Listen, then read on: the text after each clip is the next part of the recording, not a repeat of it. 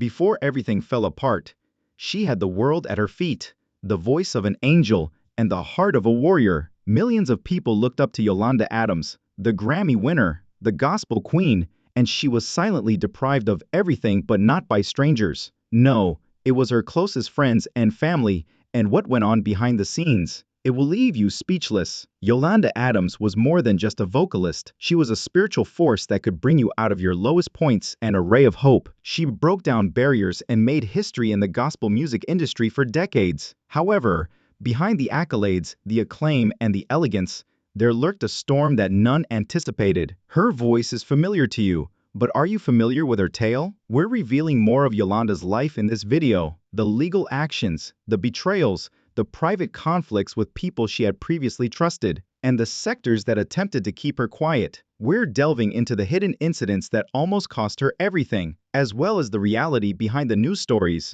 The problem is that this won't be covered by the mainstream media. Was she singled out because she refused to back down in the industry? Was she duped out of her money? And why did certain members of her inner circle abandon her when she most needed them? Keep an eye out, because what you're about to learn could fundamentally alter your perception of Yolanda Adams and the gospel music industry. It becomes intriguing at this point. The story of Yolanda Adams did not begin in luxury. It began in Houston, Texas, in the pews. She was born on August 27, 1961, and grew up as the oldest of 6 siblings in a pious Christian household. Her spirit was the true miracle, but her voice was a gift.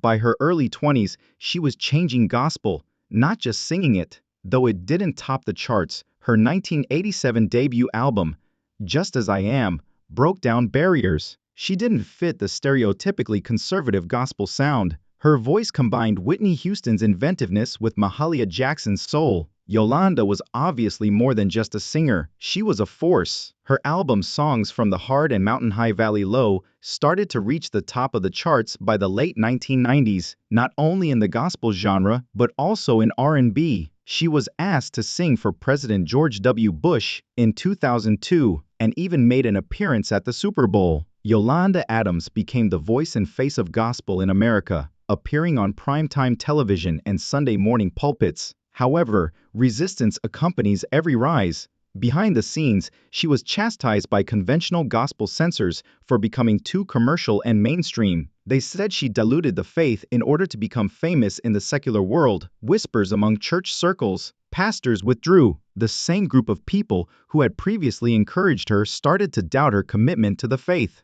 This is where things start to become eerie, because it would just be the start of the reaction.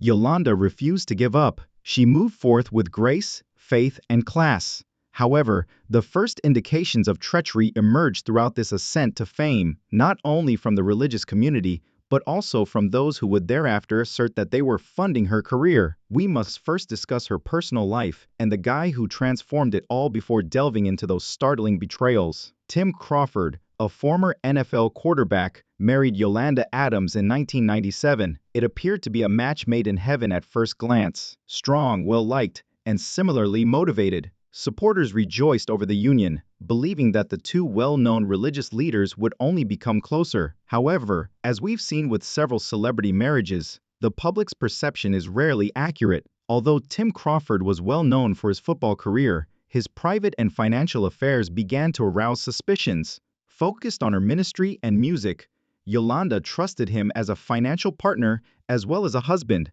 someone who would look out for her assets, handle their joint interests, and support the expansion of their business. However, numerous sources and court documents indicate that this trust would turn out to be disastrous. 7 years after getting married, Yolanda and Tim completed their divorce in 2004. Although their split specifics were largely kept under wraps by the media, industry rumors suggested otherwise. According to allegations, Yolanda had been misinformed about several financial endeavors, with substantial sums of money allegedly being transferred through joint accounts into projects she never approved. Arguments about authority, a lack of openness, and whispers of emotional strain were also present. The lawsuits followed. Following the divorce, Yolanda had to deal with a number of financial and legal problems. A few have a direct connection to her ex-husband's business activities. The creditors started to knock. According to some, Yolanda was left with hefty debt. She was legally responsible for debts that she hadn't created because of joint accounts and investments. Imagine being a worldwide gospel star, loved by millions, and hailed on stage, all the while silently perishing under the weight of financial deception. Fans were unaware. There were no dramatic interviews or public breakdowns. Yolanda Adams carried out her usual actions. She continued to sing, smile, and move forward. On the inside, however, she was struggling to re-establish all that she had lost. And this is the unexpected turn of events. Because the music industry itself started to turn its back on Yolanda as she was trying to heal in private. Yolanda Adams ought to have reached the pinnacle of her career by the late 2000s. She received a Grammy, Dove, and Stellar Awards, platinum records, and even a nationally televised morning gospel radio show. However, the gospel industry, which is frequently praised for being close-knit and faith-driven, went unusually quiet as her personal life descended into legal and financial turmoil. Not only was the quiet agonizing, it was premeditated. According to reports, several people on the gospel circuit started to distance themselves from Yolanda. There were rumors that she was too polished, too opinionated, and too Hollywood. The promoters and producers quietly withdrew. Longtime partners ceased phoning, citing a change in style or message. Some gospel networks and stations reportedly cut back on her airtime or refused to play her more recent songs. In reality, though, control was more of a factor. Yolanda Adams was more than just a painter. She was an entrepreneur, a brand, and a Black woman negotiating a field that continues to face patriarchal norms and gatekeeping. She was not defined by a label. Because she didn't plead for acceptance, she posed a threat to a system that valued silence, obedience, and humility among gospel performers. There was a cost associated with her refusal to play small. Yolanda was involved in a number of intricate legal battles behind the scenes, including ones from industry participants who claimed breach of contract or attempted to take control of her masters and publishing rights, in addition to creditors connected to her ex-husband's financial misdeeds. Adams allegedly battled to regain complete control of her previous catalog in one instance, which included songs that were still making money years after they were first released. According to court filings, she may have unintentionally signed restrictive contracts early in her career, which prevented her from earning her full salary on her own. This is where it becomes unsettling, because behind the scenes, she was battling to have her voice muffled while simultaneously fighting for financial independence. Her appearances literally decreased in frequency. Media mentions decreased and offers halted. Suddenly, Yolanda Adams, who had been everywhere, was nowhere, and it had nothing to do with timing or skill. It was the silent eraser that occurs when a powerful person determines that you have surpassed them in power. But Yolanda continued to work. She continued to appear. Fans, however, started to take note. The next huge record was where? Why didn't she appear on any recent gospel collaborations? Why did her name no longer dominate award shows?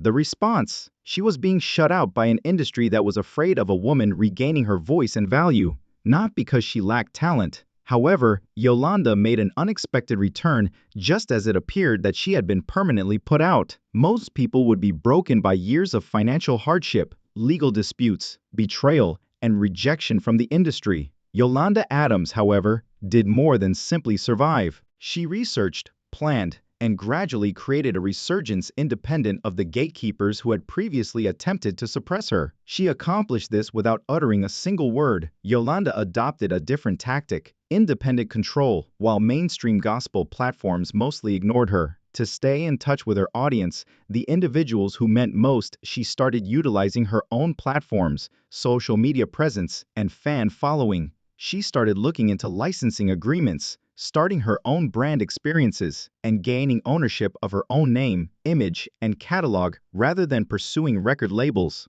Bypassing the conventional music channels completely, she even subtly allied herself with faith-based conferences, speaking engagements, and corporate sponsors seeking genuine voices with power. Barack Obama's 2016 Presidential Lifetime Achievement Award to Yolanda served as a reminder that her influence had never faded. Only those in positions of authority had purposefully overlooked it. Her faith remained unwavering. Her fans continued to love her, and the world continued to see her. Then came the moment that changed everything. The most influential singers in gospel, R&B, and soul were present on the stage during Aretha Franklin's funeral in 2018, where Yolanda Adams performed.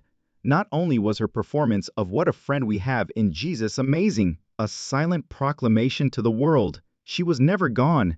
People who had attempted to erase her and what they had lost in her absence were brought to light by that performance. Following that, she started making frequent appearances on television, BET's gospel specials, and even in acting parts. One such appearance was on Owen's popular show, Kingdom Business, a gospel drama that eerily mirrored the same type of industry manipulation she had experienced. The plot becomes more complex at this point.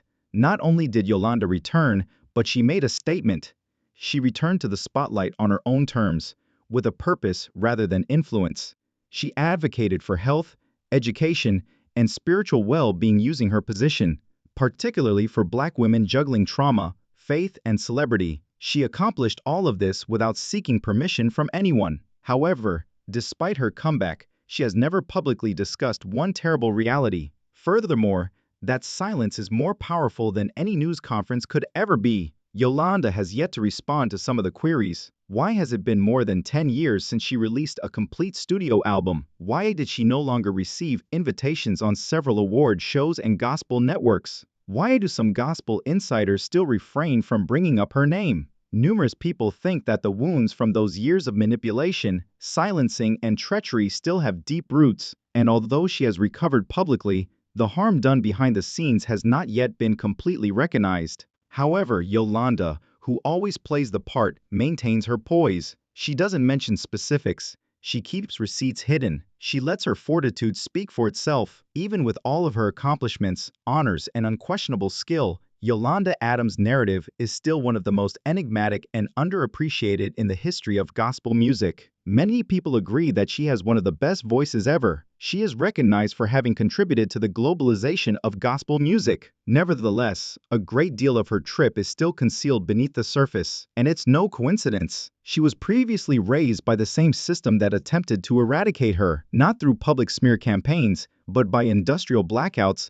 missed invites, and silent exclusions. Unlike before, her name was no longer heard on gospel radio. Not as much fanfare was given to her albums. Her efforts gradually become less noticeable. However, why? According to some insiders, Yolanda's refusal to follow the unwritten standards of the profession was the reason. She refused to sacrifice her moral character. She refused to give in to pressure from some record labels. She desired recognition as an artist and a businessman, ownership and equitable compensation. That wasn't enough to marginalize a Black woman in a field of religious entertainment that was controlled by men. Others argue that Yolanda was more susceptible to narrative control because she chose not to reveal the personal betrayals she experienced.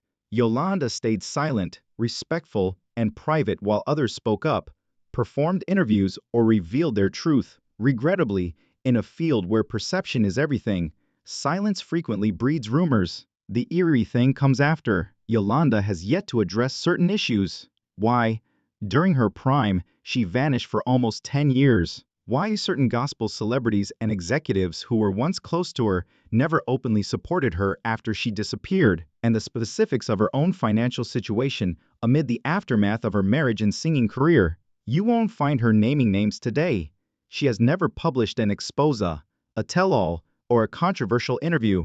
Perhaps that's her strongest suit. Her silence is wisdom, not weakness. Fans who have been with her since the beginning, however, still feel a great sadness and wish to see Yolanda get the credit she is due while she is still alive. She left behind more than just her voice. It's her fortitude, her capacity to continue praising despite suffering, her inability to strike out, her silent struggle to reclaim what had been taken from her spirit, from the industry, and from her marriage. Perhaps that's why her story still has such a powerful impact, because a lady who lost everything and still managed to stand tall is hidden behind the elegance, the vocal prowess, and the spotlight. They didn't simply take her for granted. She nearly vanished. However, God kept her brightness alive, and Yolanda Adams is still a respected person today, despite not having a well-known label behind her. Every new gospel performer with mainstream aspirations is influenced by her. In the boardroom and in the church, her name is still revered, and millions of people are still touched by her songs.